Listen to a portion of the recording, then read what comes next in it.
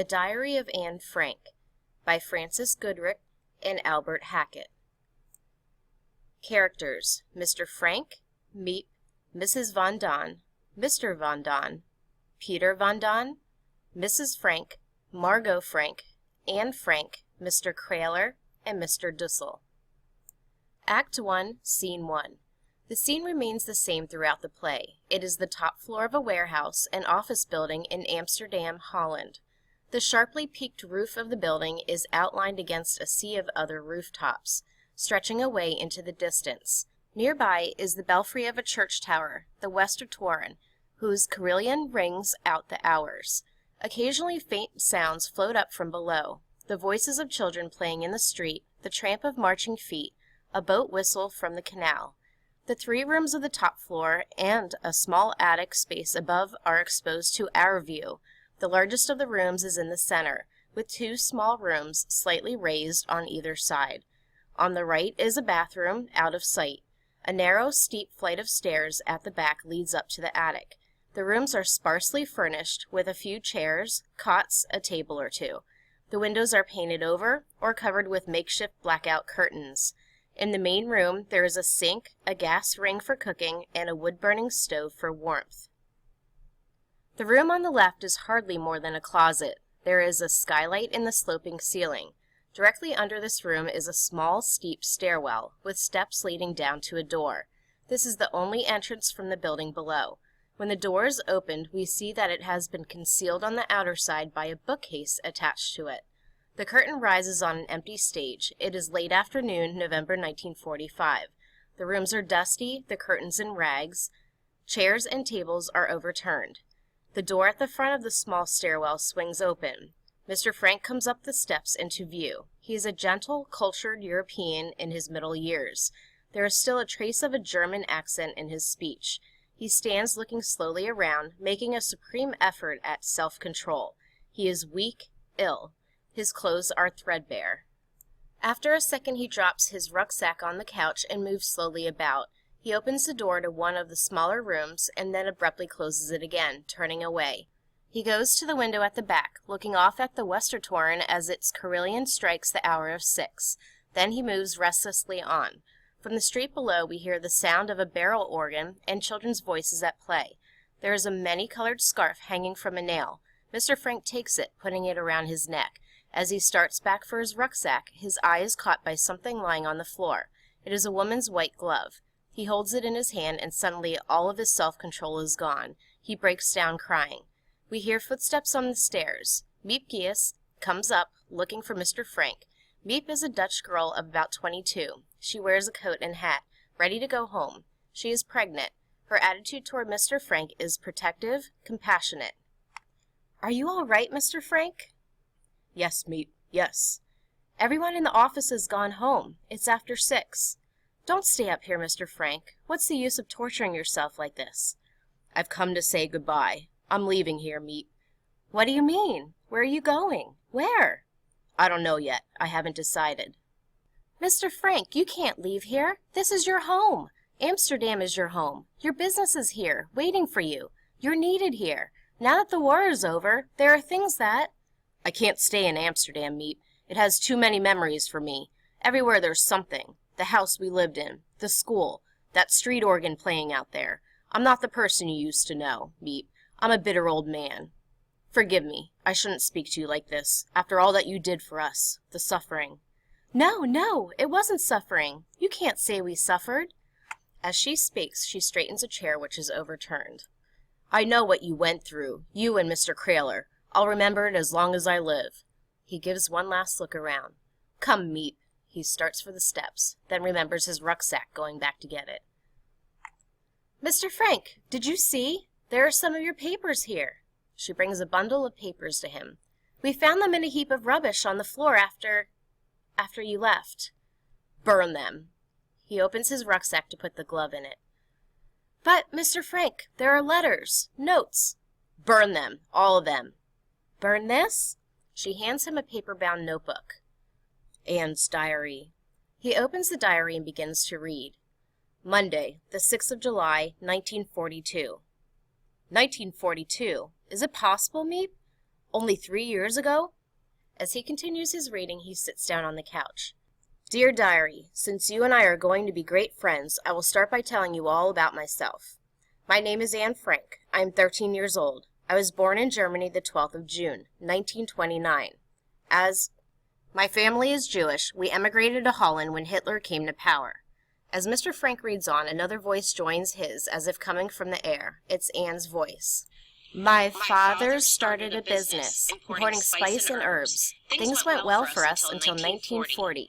Then the war came, and the Dutch capitulation, followed by the arrival of the Germans. Then things got very bad for the Jews. Mr. Frank's voice dies out. Anne's voice continues alone. The lights dim slowly to darkness. The curtain falls on the scene. You could not do this, and you could not do that.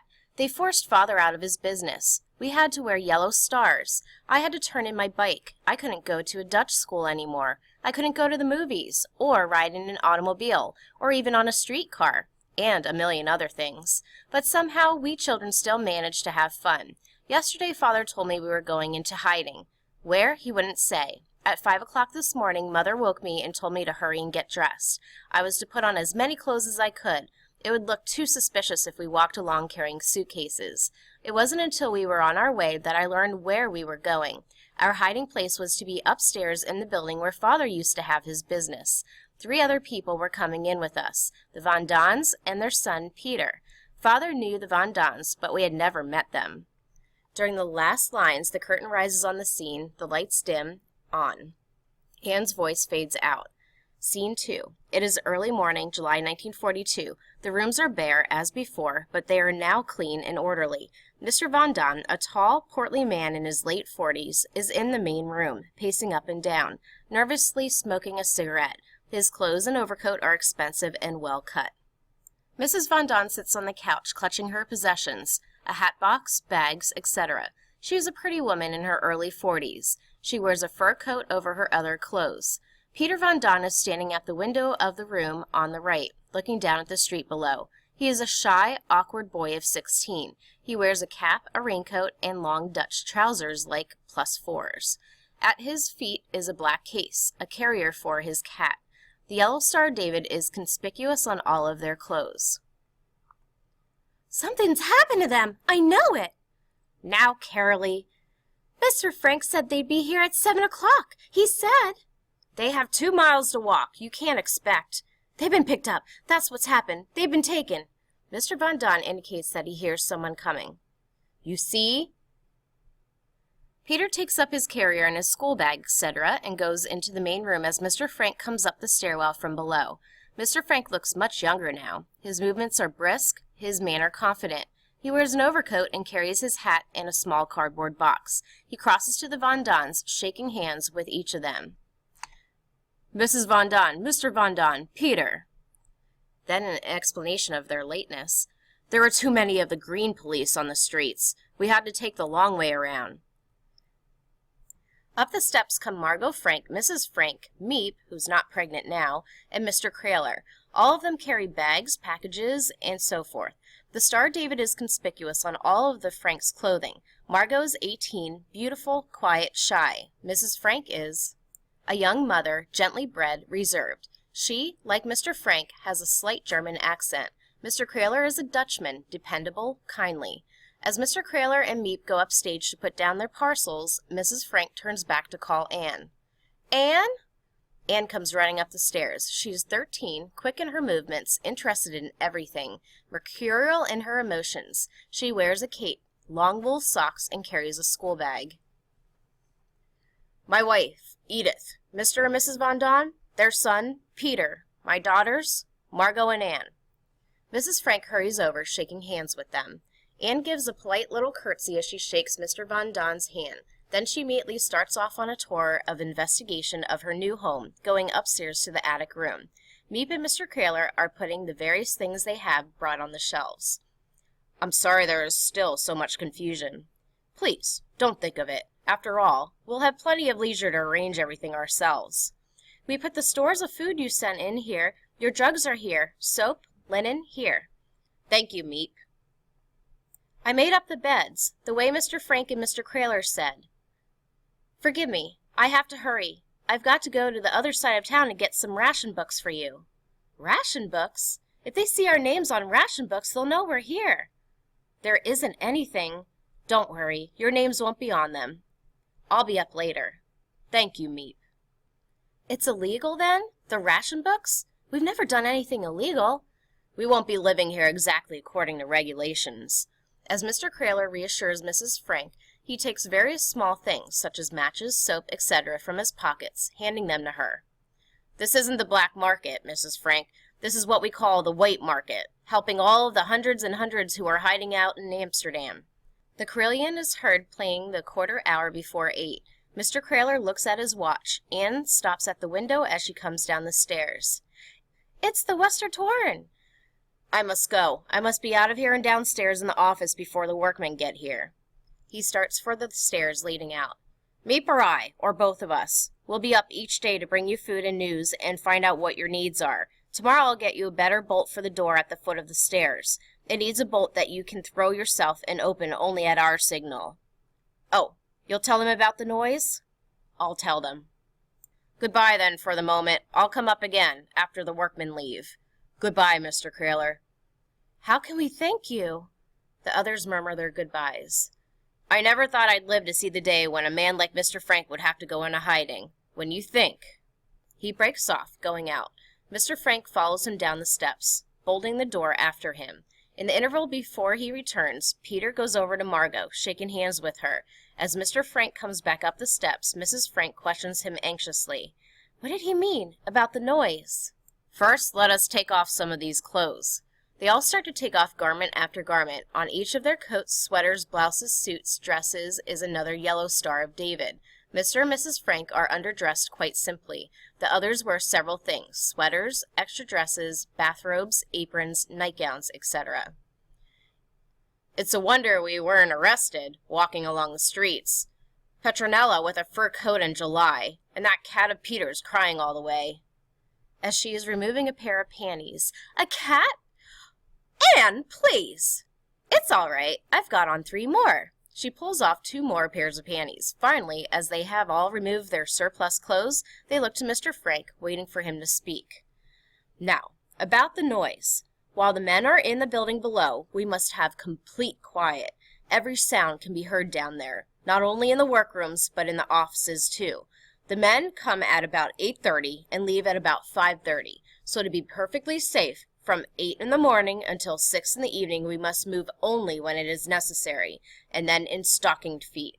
We must not speak above a whisper. We must not run any water. We cannot use the sink or even, forgive me, the WC. The pipes go down through the workrooms. It would be heard. No trash." Mr. Frank stops abruptly as he hears the sound of marching feet from the street below. Everyone is motionless, paralyzed with fear. Mr. Frank goes quietly into the room on the right to look down out of the window. Anne runs after him, peering out with him. The tramping feet pass without stopping. The tension is relieved. Mr. Frank, followed by Anne, returns to the main room and resumes his instructions to the group. "No trash must ever be thrown out, which might reveal that someone is living up here. Not even a potato paring. We must burn everything in the stove at night. This is the way we must live until it is over, if we are to survive." There is silence for a second. "Until it is over." "After 6 we can move about. We can talk and laugh and have our supper and read and play games, just as we would at home." He looks at his watch. "And now I think it would be wise if we all went to our rooms and were settled before 8 o'clock. Mrs. Van Don, you and your husband will be upstairs. I regret that there's no place up there for Peter, but he will be here, near us. This will be our common room, where we'll meet to talk and eat and read, like one family." "And where do you and Mrs. Frank sleep?" "This room is also our bedroom." "That isn't right. We'll sleep here and you take the room upstairs." "Please, I've thought this out for weeks. It's the best arrangement, the only arrangement." "Never, never can we thank you. I don't know what would have happened to us if it hadn't been for Mr. Frank." "You don't know how your husband helped me when I came to this country, knowing no one, not able to speak the language. I can never repay him for that. May I help you with your things?" "No, no. Come along, Lefay." "You'll be all right, Peter? You're not afraid?" "Please, Mother." They start up the stairs to the attic room above. Mr. Frank turns to Mrs. Frank. You too must have some rest. You too must have some rest, Edith. You didn't close your eyes last night. Nor you, Margot. I slept, Father. Wasn't that funny? I knew it was the last night in my own bed, and yet I slept soundly. I'm glad, Anne. Now you'll be able to help me straighten things in here. To Mrs. Frank and Margot. Come with me. You and Margot rest in this room for the time being. He picks up their clothes, starting for the room on the right. You're sure? I could help, and Anne hasn't had her milk. I'll give it to her. To Anne and Peter. Anne, Peter, it's best that you take off your shoes now, before you forget. He leads the way to the room, followed by Margot. You're sure you're not tired, Anne? I feel fine. I'm going to help Father. Peter, I'm glad you are to be with us. Yes, Mrs. Frank. Mrs. Frank goes to join Mr. Frank and Margot. During the following scene, Mr. Frank helps Margot and Mrs. Frank to hang up their clothes. Then he persuades them both to lie down and rest. The Von Dons in their room above settle themselves. In the main room, Anne and Peter remove their shoes. Peter takes his cat out of the carrier. What's your cat's name? Moushy. Moushy, Moushy, Moushy. She picks up the cat, walking away with it. To Peter. I love cats. I have one, a darling little cat, but they made me leave her behind. I left some food and a note for the neighbors to take care of her. I'm going to miss her terribly. What is yours? A him or a her? He's a Tom. He doesn't like strangers. He takes the cat from her, putting it back in its carrier. Then I'll have to stop being a stranger, won't I? Is he fixed? Huh? Did you have him fixed? No. Oh, you ought to have him fixed, to keep him from, fighting. Where did you go to school? Jewish secondary. But that's where Margot and I go. I never saw you around. I used to see you, sometimes. You did? In the schoolyard. You were always in the middle of a bunch of kids. He takes a penknife from his pocket.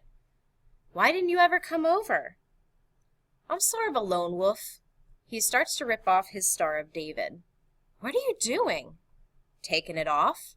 But you can't do that. They'll arrest you if you go out without your star. He tosses his knife on the table. Who's going out? Why, of course, you're right. Of course we don't Need them anymore. She picks up his knife and starts to take her star off. I wonder what our friends will think when we don't show up today. I didn't have any dates with anyone. Oh, I did. I had a date with Yopi to go and play ping pong at her house. Do you know Yopi Duwall? No. Yopi's my best friend. I wonder what she'll think when she telephones and there's no answer. Probably she'll go over to the house. I wonder what she'll think.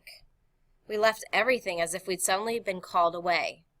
Breakfast dishes in the sink, bed's not made. As she pulls off her star, the cloth underneath shows clearly the color and form of the star. Look, it's still there. Peter goes over to the stove with his star. What are you going to do with yours? Burn it. She starts to throw hers in and cannot. It's funny. I can't throw mine away. I don't know why. You can't throw? Something they branded you with?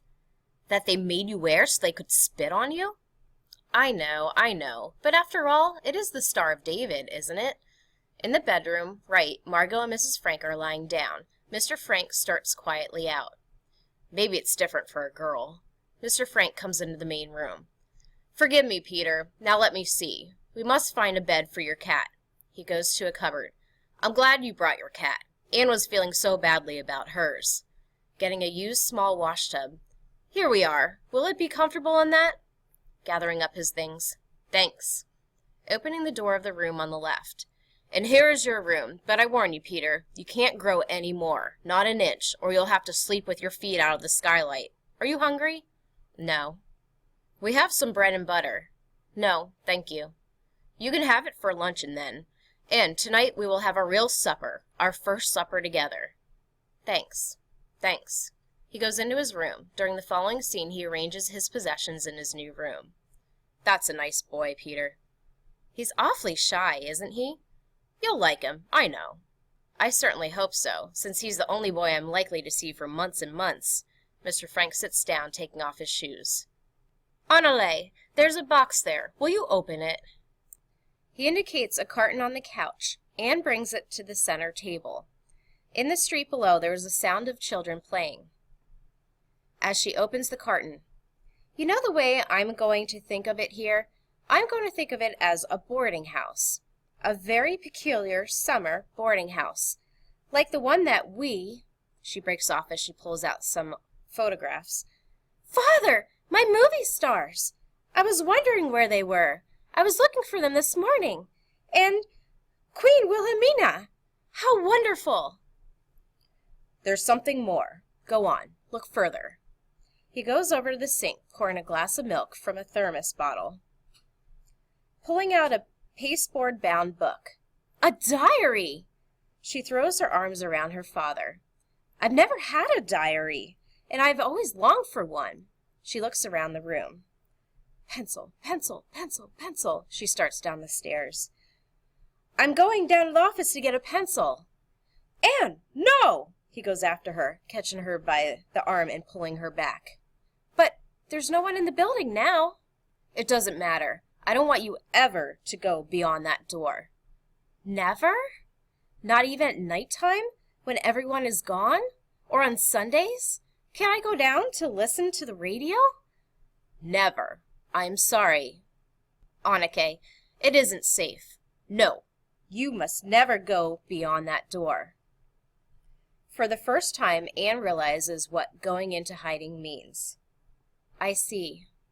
It'll be hard, I know, but always remember this, Anneke. There are no walls, there are no bolts, no locks that anyone can put on your mind. Meep will bring us books. We will read history, poetry, mythology." He gives her the glass of milk. "Here's your milk." With his arm about her, they go over to the couch, sitting down side by side. "As a matter of fact, between us, Anne, being here has certain advantages for you. For instance, you remember the battle you had with your mother the other day on the subject of overshoes? You said you'd rather die than wear overshoes, but in the end you had to wear them. Well now, you see, for as long as we are here, you will never have to wear overshoes. Isn't that good? And the coat that you inherited from Margot, you won't have to wear that anymore. And the piano, you won't have to practice on the piano. I tell you, this is going to be a fine life for you." Anne's panic is gone. Peter appears in the doorway of his room with a saucer in his hand. He is carrying his cat. I thought I'd better get some water for Moushie before—" "Of course." As he starts toward the sink, the carillon begins to chime the hour of 8. He tiptoes to the window at the back and looks down at the street below. He turns to Peter, indicating in pantomime that it is too late. Peter starts back for his room. He steps on a creaking board. The three of them are frozen for a minute in fear. As Peter starts away again, Anne tiptoes over to him and pours some of the milk from her glass into the saucer for the cat. Peter squats on the floor, putting the milk before the cat. Mr. Frank gives Anne his fountain pen and then goes into the room at the right. For a second, Anne watches the cat. Then she goes over to the center table and opens her diary. In the room at the right, Mrs. Frank has sat up quickly at the sound of the carillon. Mr. Frank comes in and sits down beside her on the settee, his arm comfortingly around her. Upstairs in the attic room, Mr. and Mrs. Von Don have hung their clothes in the closet and are now seated on the iron bed. Mrs. Von Don leans back exhausted. Mr. Von Don fans her with a newspaper. Anne starts to write in her diary. The lights dim out. The curtain falls. In the darkness, Anne's voice comes to us again, faintly at first, and then with growing strength. "I expect I should be describing what it feels like to go into hiding, but I really don't know yet myself. I only know it's funny never to be able to go outdoors, never to breathe fresh air, never to run and shout and jump. It's the silence in the nights that frightens me most. Every time I hear a creak in the house, or a step on the street outside, I'm sure they're coming for us. The days aren't so bad.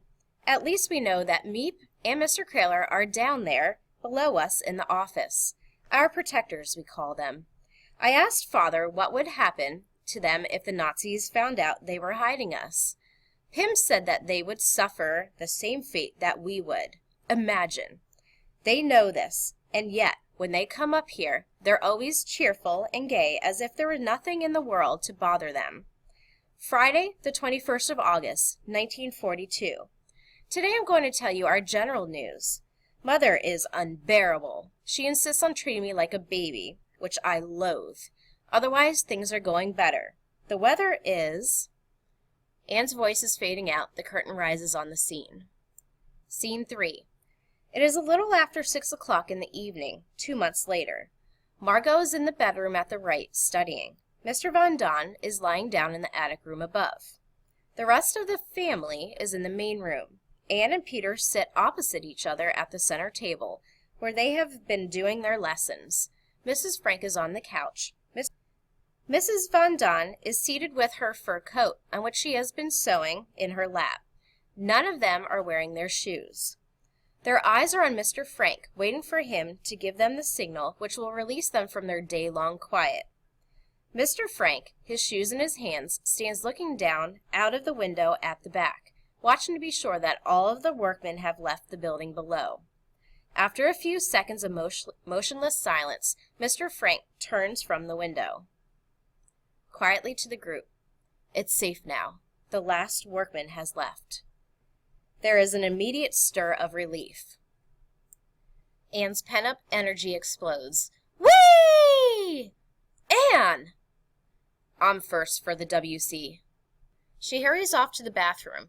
Mrs. Frank puts on her shoes and starts up to the sink to prepare supper. Anne sneaks Peter's shoes from under the table and hides them behind her back. Mr. Frank goes into Margot's room.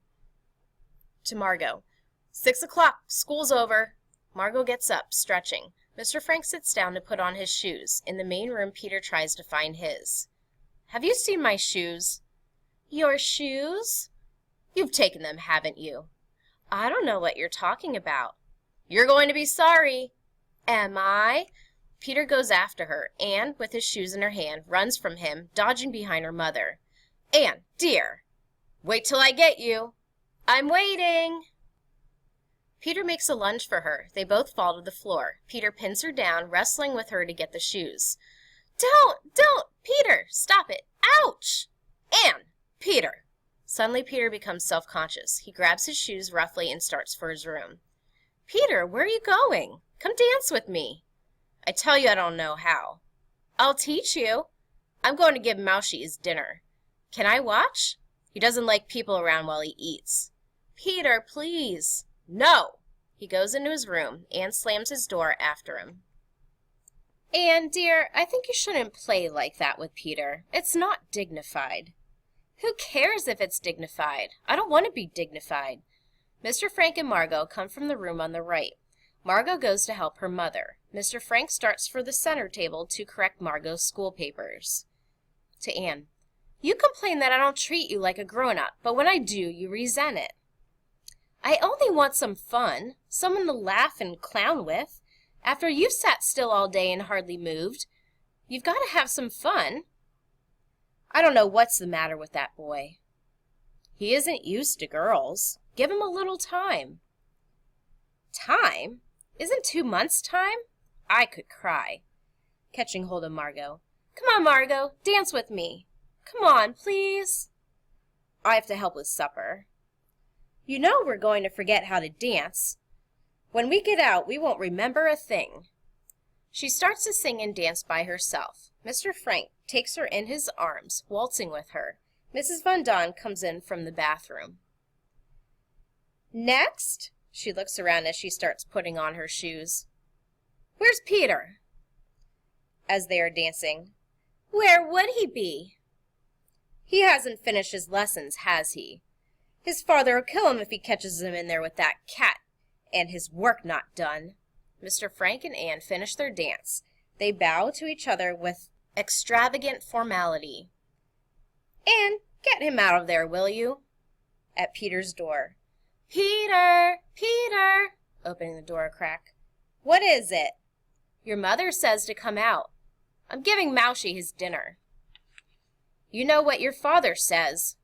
She sits on the couch, sewing on the lining of her fur coat. For heaven's sake, I haven't even looked at him since lunch. I'm just telling you, that's all. I'll feed him. I don't want you in there. Peter! Then give him his dinner and come right out, you hear?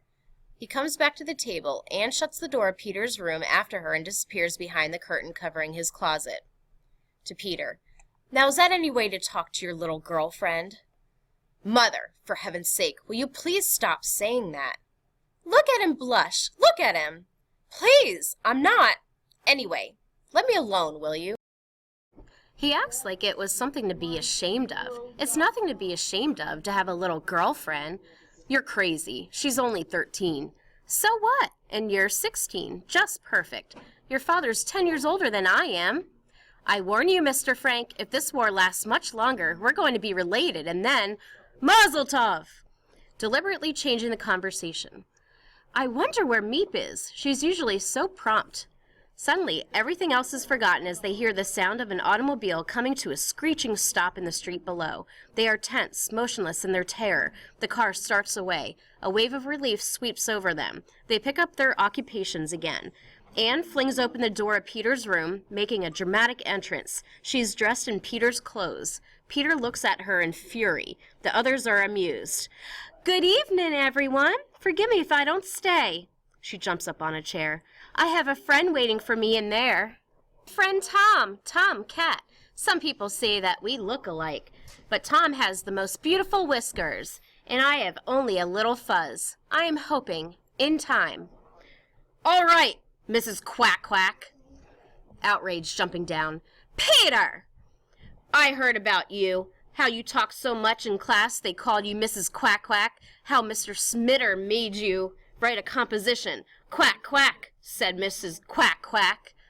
Well, go on. Tell them the rest. How it was so good he read it aloud to the class and then read it to all his other classes. Quack, quack, quack, quack, quack. Anne pulls off the coat and trousers. You are the most intolerable, insufferable boy I've ever met. She throws the clothes down the stairwell. Peter goes down after them. Quack, quack, quack. That's right, Anneke, give it to him. With all the boys in the world, why, I had to get locked up with one like you. Quack, quack, quack. And from now on, stay out of my room. Peter passes her. Anne puts out her foot, tripping him. He picks himself up and goes on into his room. Anne, dear, your hair. She feels Anne's forehead. You're warm. Are you feeling all right? Please, Mother. She goes over to the center table, slipping into her shoes. Following her. You haven't a fever, have you? Pulling away. No. You know we can't call a doctor here ever. There's only one thing to do. Watch carefully. Prevent an illness before it comes. Let me see your tongue. Mother, this is perfectly absurd. Anne, dear, don't be such a baby. Let me see your tongue. As Anne refuses, Mrs. Frank appeals to Mr. Frank. Otto! You hear your mother, Anne? Anne flicks out her tongue for a second, then turns away. Come on, open up. As Anne opens her mouth very wide. You seem all right, but perhaps an aspirin. For heaven's sake, don't give that child any pills. I waited for 15 minutes this morning for her to come out of the WC. I was washing my hair. I think there's nothing the matter with our Anne that a ride on her bike or a visit with her friend Hopi de Wall wouldn't cure. Isn't that so, Anne? Mr. Von Don comes down into the room. From outside we hear faint sounds of bombers going over and a burst of ack-ack. Meep not come yet? The workman just left a little while ago. What's for dinner tonight? Beans. Not again. Poor Putty, I know. But what can we do? That's all that Meep brought us. Mr. Von Don starts to pace, his hands behind his back. Anne follows behind him, imitating him. We are now in what is known as the bean cycle. Beans boiled, beans en casserole, beans with strings, beans without strings. Peter has come out of his room. He slides into his place at the table, becoming immediately absorbed in his studies. To Peter, I saw you in there, playing with your cat. He just went in for a second, putting his coat away. He's been out here all the time doing his lessons. Looking up from the papers. Anne, you got an excellent in your history paper today, and very good in Latin. Sitting beside him. How about algebra? I'll have to make a confession. Up until now, I've managed to stay ahead of you in algebra. Today, you caught up with me. We'll leave it to Margot to correct. Isn't algebra vile, Pim? Vile? How did I do? Excellent, excellent, excellent, excellent. You should have used the subjunctive here. Should I? I thought, look here, I didn't use it here. The two become absorbed in the papers. Mrs. Von Don, may I try on your coat? No, Anne. Giving it to Anne. It's all right, but careful with it. Anne puts it on and struts with it. My father gave me that the year before he died. He always bought the best that money could buy. Mrs. Von Don, did you have a lot of boyfriends before you were married? Anne, that's a personal question. It's not courteous to ask personal questions. Oh, I don't mind. Our house was always swarming with boys. When I was a girl, we had... Oh, God, not again. Shut up! Without a pause to Anne, Mr. Von Don mimics Mrs. Von Don, speaking the first few words in unison with her. One summer, we had a big house in Hilversum.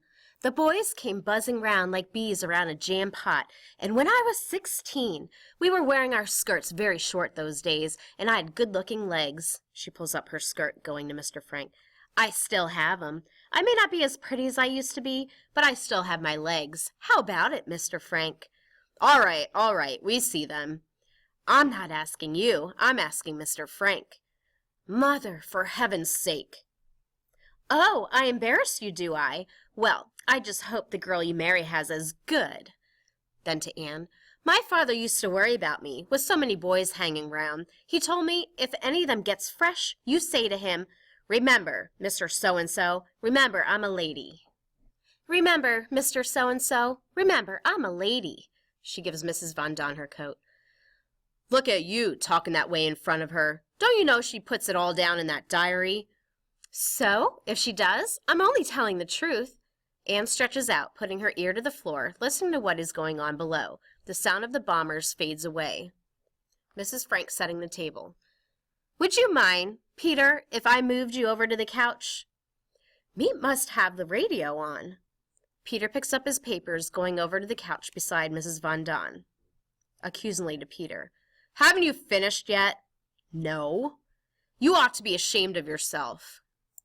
All right, I'm a dunce. I'm a hopeless case. Why do I go on?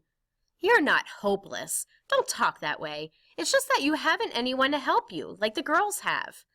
Maybe you could help him, Mr. Frank? I'm sure that his father.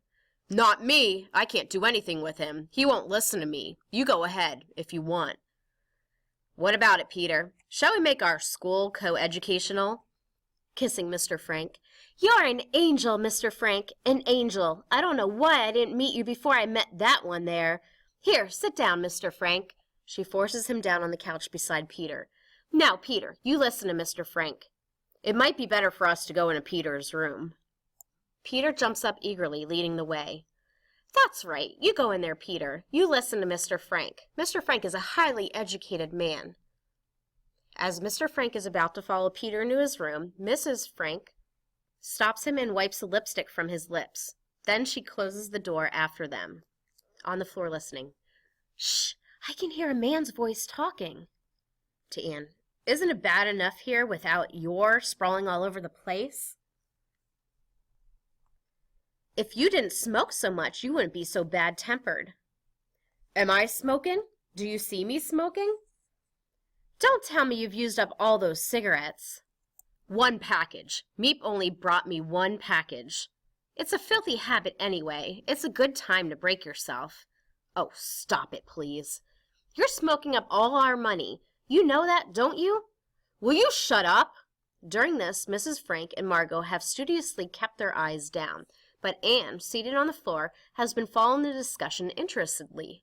Mr. Von Don turns to see her staring up at him. And what are you staring at? I never heard grown-ups quarrel before. I thought only children quarreled.